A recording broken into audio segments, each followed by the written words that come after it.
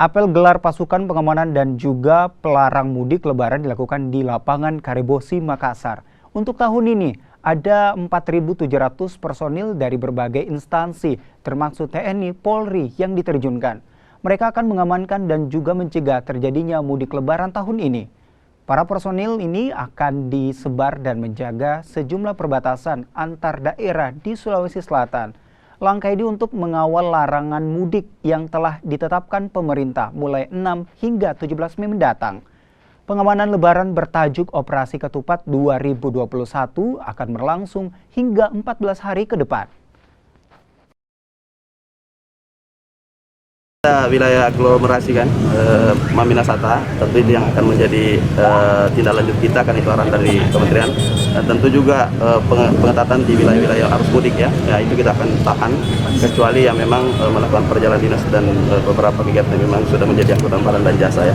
Ya, karakteristik wilayah Sulawesi Selatan ini penekanan apa yang Pak Gubernur? Kenapa?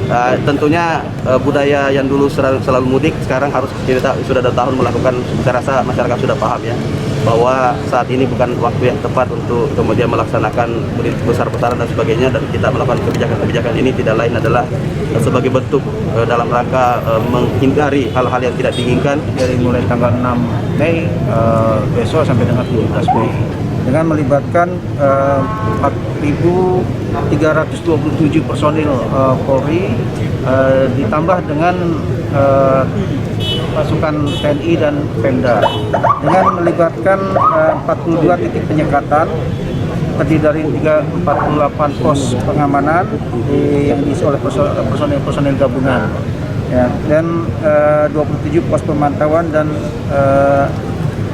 pos penyekatan tersebut ada di batas-batas kota.